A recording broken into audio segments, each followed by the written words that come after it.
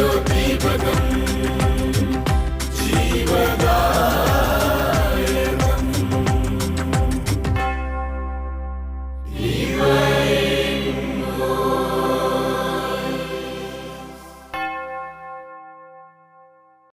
ഈശ്വംസിഹായിക്ക് സ്തുതിയായിരിക്കട്ടെ. ലോകം മുഴുവനുമുള്ള എല്ലാ ഗുഡ്നസ് TV പ്രേക്ഷകരെയും ഡിവൈൻ വോയിസ് വചന ശുശ്രൂഷയിലേക്ക് സ്വാഗതം ചെയ്യുന്നു.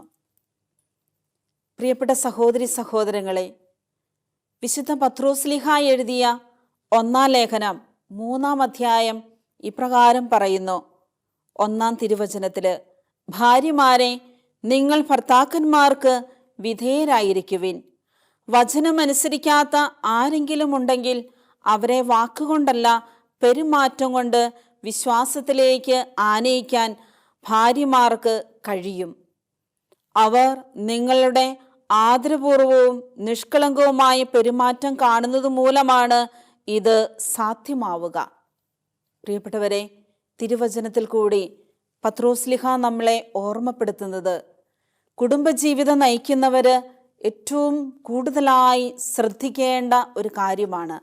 ഇന്ന് പലരും പറയാറുണ്ട്, സിസ്റ്ററെ, എൻ്റെ ജീവിതത്തിൽ ജീവിത പങ്കാളിക്ക് വേണ്ടി ഞാൻ ഒരുപാട് വർഷങ്ങളായി പ്രാർത്ഥിക്കുന്നു, ഒരുപാട് വർഷങ്ങളായി ഞാൻ പ്രാർത്ഥിച്ചിട്ട് ഒരു ഉത്തരവും എനിക്ക് കിട്ടുന്നില്ല, എന്ത് ചെയ്യണമെന്ന് എനിക്കറിയില്ല, എൻ്റെ ജീവിതത്തിൽ എനിക്ക് ഒരു പ്രതീക്ഷയുമില്ല, ഇനി ഇയാൾ നന്നാകുമോ, അല്ലെങ്കിൽ എൻ്റെ ഭാര്യ നന്നാകുമോ, എൻ്റെ ഭർത്താവ് നന്നാകുമോ, അല്ലെ എൻ്റെ മക്കളുടെ ജീവിതത്തിൽ ഒരു ശുദ്ധീകരണം ഉണ്ടാകുമോ, എൻ്റെ പ്രതീക്ഷയൊക്കെ പോയി, തകർന്നുപോയി, എനിക്ക് വലിയ പ്രതീക്ഷയൊന്നുമില്ല.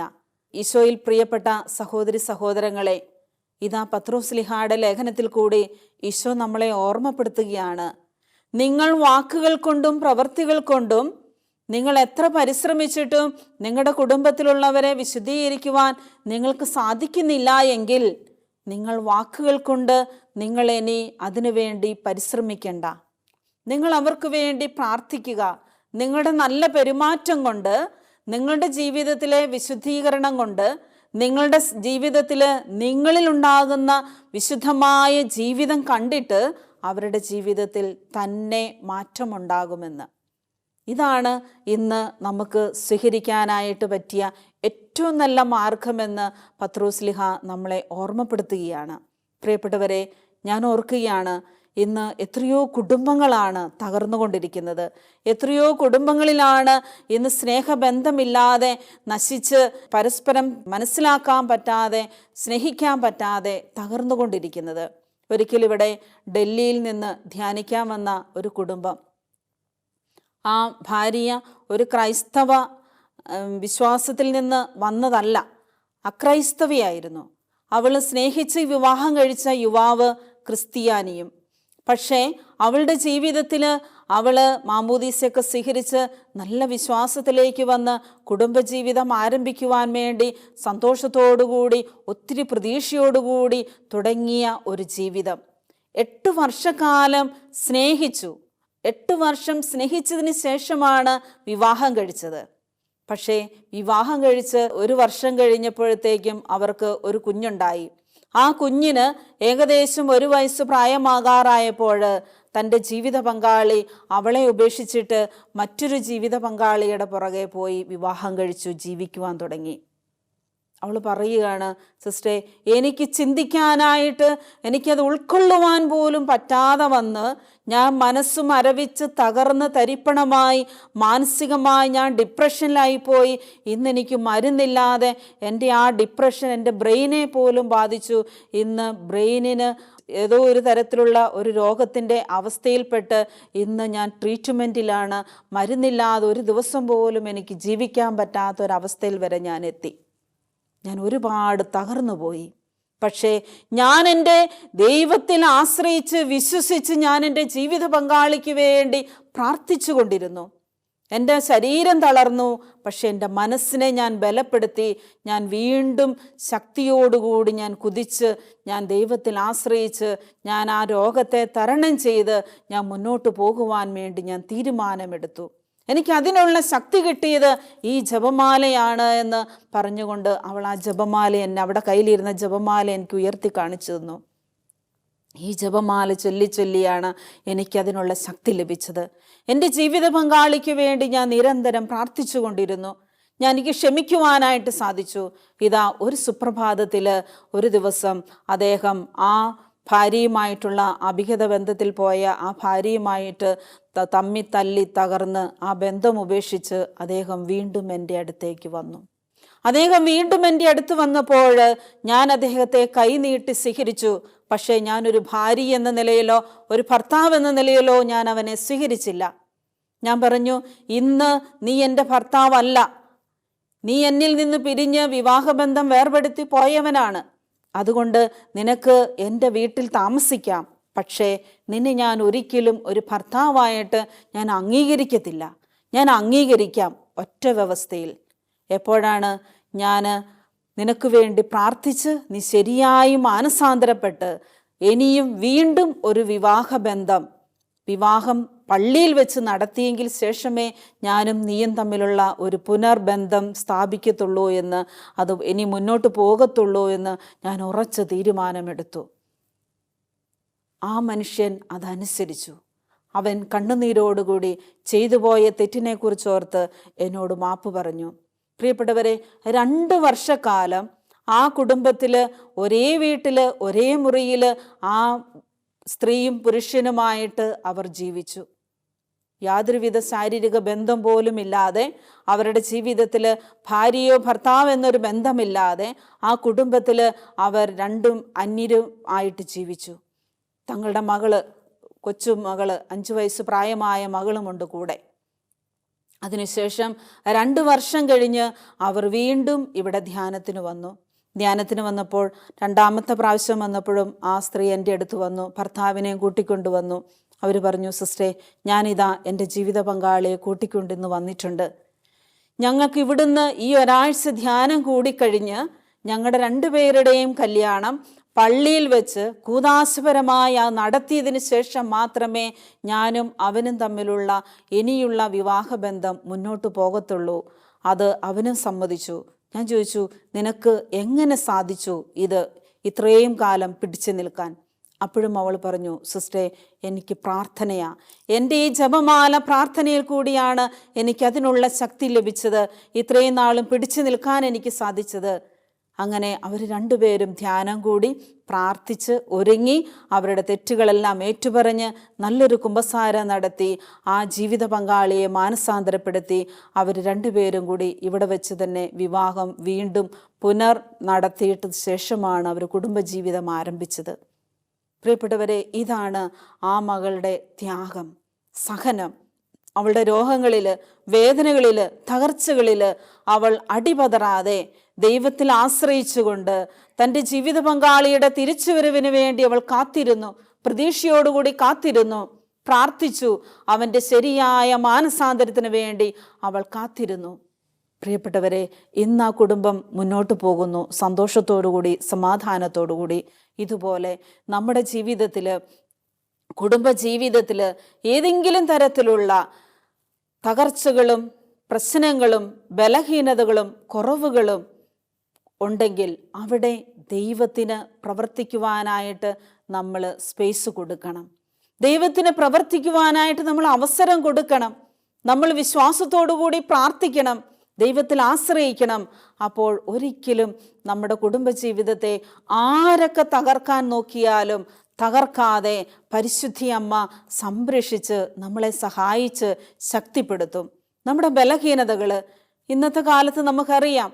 കുടുംബജീവിതത്തിൽ എത്ര നല്ല കുടുംബജീവിതം നയിച്ചാലും എന്തുകൊണ്ടാണ് വീണ്ടും വീണ്ടും ഈ അവിഹിത ബന്ധങ്ങളിലേക്ക് പല കുടുംബത്തിലും പല വ്യക്തികളും പോകുന്നത്?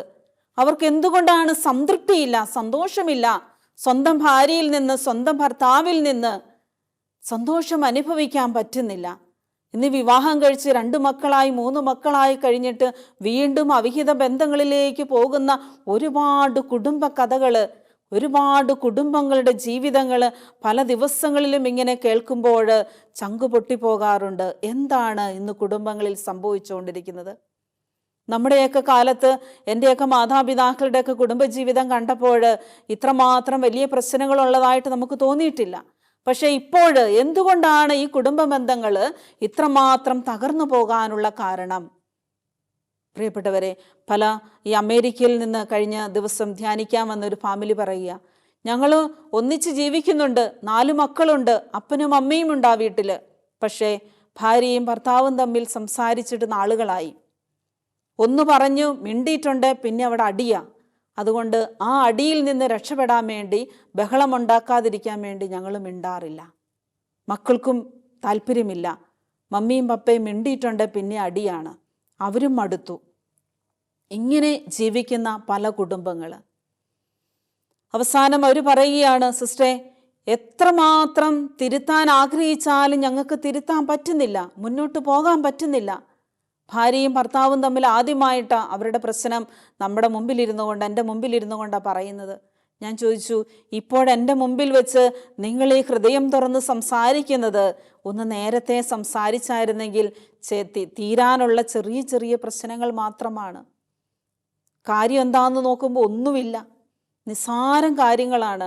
ഈ വർഷങ്ങളായി മാസങ്ങളായി സംസാരിക്കാതെയും കുടുംബജീവിതം മുന്നോട്ട് പോകാൻ പറ്റാതെ തകർന്നുകൊണ്ടിരിക്കുന്നത്. മക്കൾ അതിൻ്റെ പേരിൽ ഉള്ളിൽ കിടന്ന് വേദന അനുഭവിക്കുകയാണ്. പ്രിയപ്പെട്ടവരെ, നമ്മൾ മനസ്സിലാക്കണം, എവിടെയാണ് നമ്മുടെ കുടുംബജീവിതത്തിൽ ഇന്ന് തകർച്ചകൾ സംഭവിച്ചുകൊണ്ടിരിക്കുന്നത്. കാരണം പൈശാചികമായ ശക്തിക്ക്, പിശാചിന് വളരെ വ്യക്തമായിട്ടറിയാം, ഇന്ന് കുടുംബങ്ങളെ തകർത്തെങ്കിൽ മാത്രമേ വ്യക്തികളെ തകർക്കാൻ പറ്റത്തുള്ളൂ. ഈ ലോകത്തെ നശിപ്പിക്കണമെങ്കിൽ കുടുംബ ബന്ധങ്ങളെ തകർക്കണം. നല്ലൊരു കുടുംബമുണ്ടെങ്കിൽ, നല്ല വിശ്വാസമുള്ളൊരു കുടുംബമുണ്ടെങ്കിൽ, നല്ല മക്കളുണ്ടെങ്കിൽ ആ കുടുംബങ്ങൾ അനുഗ്രഹിക്കപ്പെടും. സമൂഹത്തിലും നാട്ടിലുമെല്ലാം നല്ല വ്യക്തിത്വമുള്ള വ്യക്തികൾ ഉണ്ടാകും. അവരെ നശിപ്പിക്കുവാൻ വേണ്ടിയിട്ട് തന്നെയാണ് ഇന്ന് കുടുംബ ബന്ധങ്ങളെ തകർക്കാൻ വേണ്ടിയിട്ട് പൈശാചിക ശക്തി ഇങ്ങനെ അലറുന്ന സിംഹത്തെ പോലെ ഇങ്ങനെ ആഞ്ഞടിച്ചുകൊണ്ടിരിക്കുന്നത്. അതുകൊണ്ട് നമ്മൾ കരുത്തുള്ളവരായിരിക്കണം.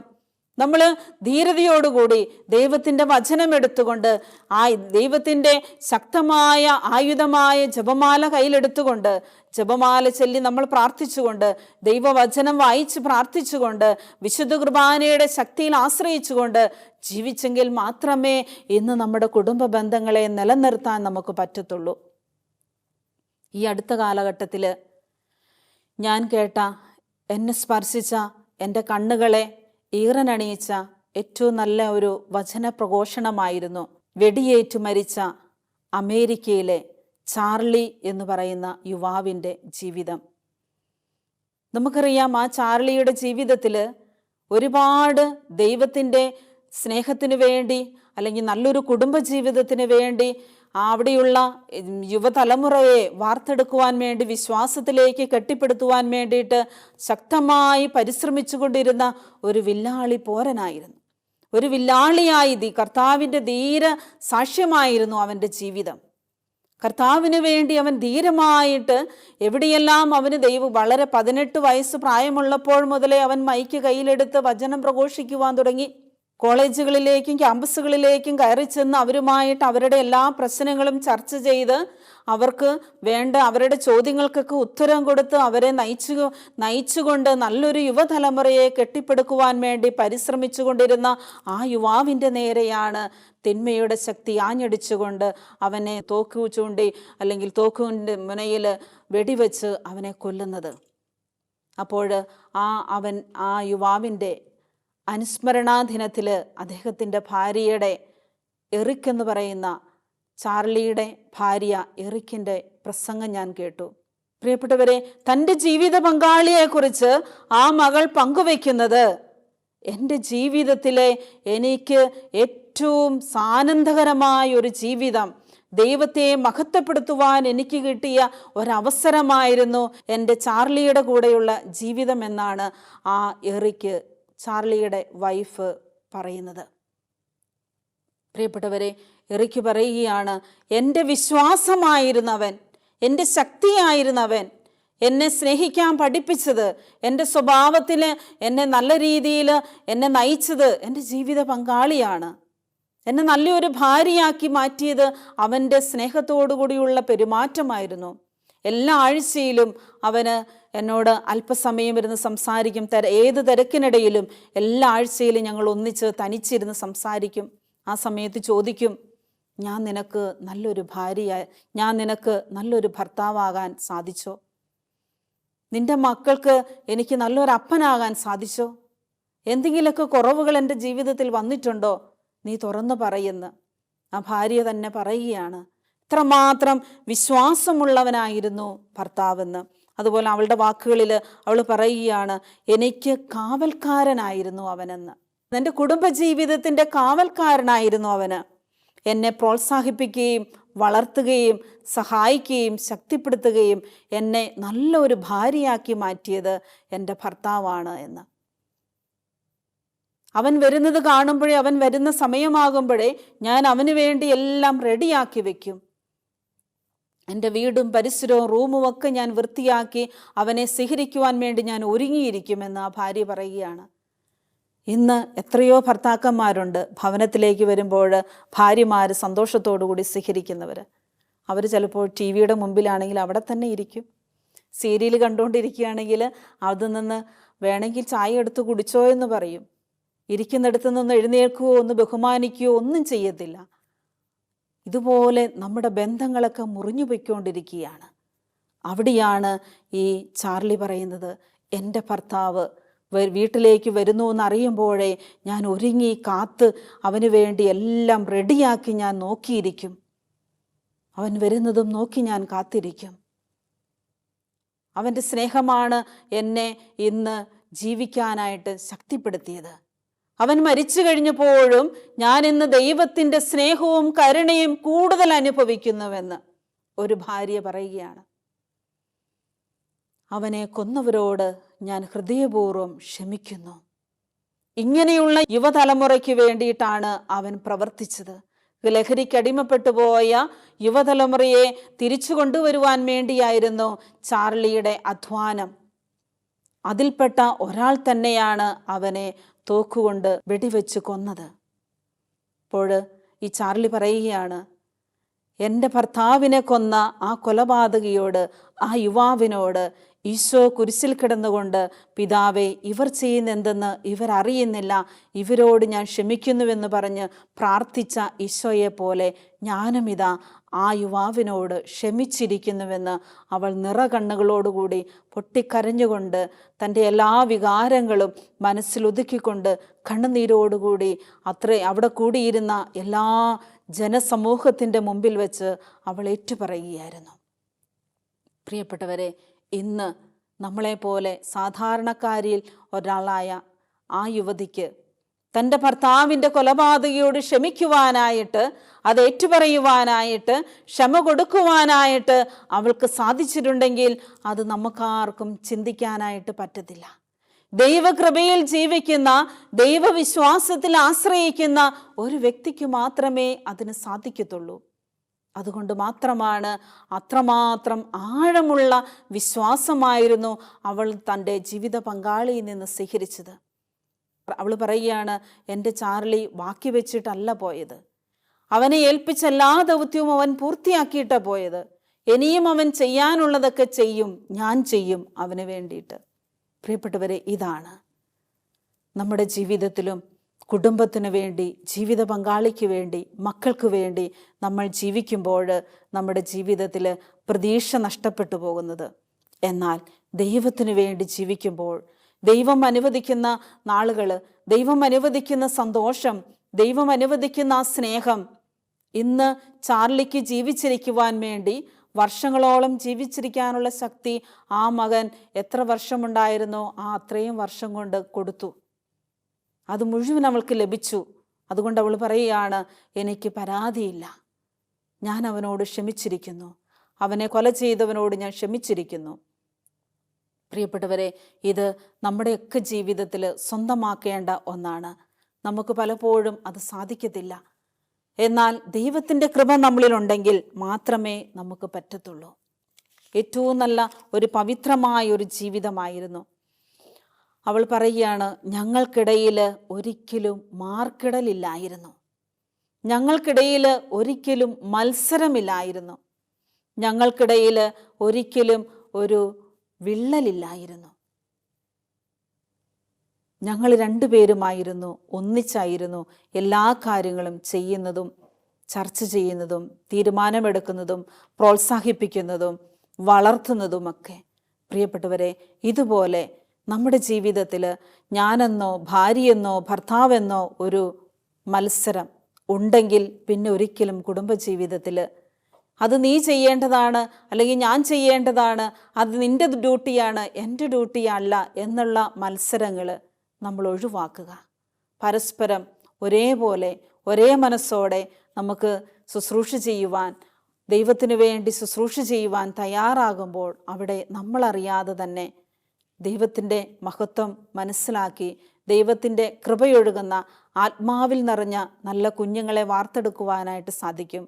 നാളത്തെ സമൂഹത്തിന്, യുവതലമുറകൾക്ക് ഒരു മാതൃകയാണ് ചാർലിയുടെയും എറിക്കിൻ്റെയും ജീവിതം. അവരിൽ നിന്ന് നമ്മൾ ഒരുപാട് പഠിക്കേണ്ടതുണ്ട്. യുവതിയുവാക്കൾ, ഇന്നത്തെ തലമുറകൾ, ഇന്ന് ലഹരി വസ്തുക്കൾക്കും ഡ്രഗ്സിനൊക്കെ അടിമപ്പെട്ട് ജീവിക്കുന്ന യുവതലമുറകൾ ഒരുപാട് തിരുത്തേണ്ട, ചിന്തിക്കേണ്ട ഒരു ജീവിതമാണ്, മാതൃകയാക്കേണ്ട ഒരു ജീവിതമാണ്. എവിടെയൊക്കെ നമ്മുടെ ജീവിതത്തിൽ കുറവുണ്ടോ ആ കുറവുകളെ പരിഹരിച്ചുകൊണ്ട് ദൈവത്തിൻ്റെ ശക്തിയിൽ ആശ്രയിച്ചുകൊണ്ട് ജീവിക്കുവാൻ തിരുമനസ്സാകുമ്പോൾ ഒരു പൈശാചിക ശക്തിക്ക് പോലും നമ്മുടെ കുടുംബത്തെ തകർക്കാൻ നമ്മൾ അനുവദിക്കരുത്. ദൈവത്തിൽ വിശ്വാസമർപ്പിച്ചുകൊണ്ട് നമ്മൾ പ്രാർത്ഥിക്കുക. ഇന്നത്തെ യുവതലമുറയെ നമ്മുടെ വാക്കുകൾ കൊണ്ട് നമുക്കവരെ തിരുത്താൻ പറ്റത്തില്ല. ഇന്നത്തെ യുവതലമുറയെ നമ്മുടെ ഉപദേശം കൊണ്ട് നമുക്ക് തിരുത്താൻ പറ്റത്തില്ല. നമുക്ക് പറ്റുന്നത് ഒന്ന് മാത്രമേ ഉള്ളൂ: ദൈവത്തിൽ ആശ്രയിക്കുക, പ്രതീക്ഷ വയ്ക്കുക, ദൈവത്തിൽ പ്രതീക്ഷ വയ്ക്കുക, അവർക്ക് വേണ്ടി പ്രാർത്ഥിക്കുക, അവരെ ദൈവകരങ്ങളിൽ സമർപ്പിക്കുക. അതുമാത്രമേ അവരെ നേടിയെടുക്കാനായിട്ട് സാധിക്കത്തുള്ളൂ എന്ന് പത്രോസ്ലീഹായുടെ ലേഖനത്തിൽ കൂടി നമ്മളെ ഓർമ്മപ്പെടുത്തിയത് നമ്മൾ സ്വന്തമാക്കാനായിട്ട് നമുക്ക് പരിശ്രമിക്കാം. പരിശുദ്ധ അമ്മയെ പോലെ എല്ലാം ഹൃദയത്തിൽ സംഗ്രഹിച്ച് ദൈവകരങ്ങളിൽ സമർപ്പിച്ച ആ അമ്മയുടെ മനോഭാവം നമുക്ക് സ്വന്തമാക്കാം. പ്രാർത്ഥിക്കാം. നമ്മുടെ കുടുംബങ്ങൾക്ക് വേണ്ടി, തകർന്നു പോയിക്കൊണ്ടിരിക്കുന്ന കുടുംബ ബന്ധങ്ങൾക്ക് വേണ്ടി, തകർന്നു പോയിക്കൊണ്ടിരിക്കുന്ന യുവതലമുറയ്ക്ക് വേണ്ടി നമുക്ക് പരിശുദ്ധ അമ്മയുടെ മധ്യസ്ഥം അപേക്ഷിച്ച് പ്രാർത്ഥിക്കാം. നന്മ നിറഞ്ഞ മറിയമേ സ്വസ്തി, കർത്താവ് അങ്ങയുടെ കൂടെ, സ്ത്രീകളിൽ അങ്ങ് അനുഗ്രഹിക്കപ്പെട്ടവളാകുന്നു. അങ്ങയുടെ ഉദരത്തിൻ ഫലമായി ഈശോ അനുഗ്രഹിക്കപ്പെട്ടവനാകുന്നു. പരിശുദ്ധ മറിയമേ തമ്പുരാൻ്റെ അമ്മേ, പാപികളായ ഞങ്ങൾക്ക് വേണ്ടി എപ്പോഴും ഞങ്ങളുടെ മരണസമയത്തും തമ്പുരാനോട് അപേക്ഷിക്കണമേ. ആമേൻ.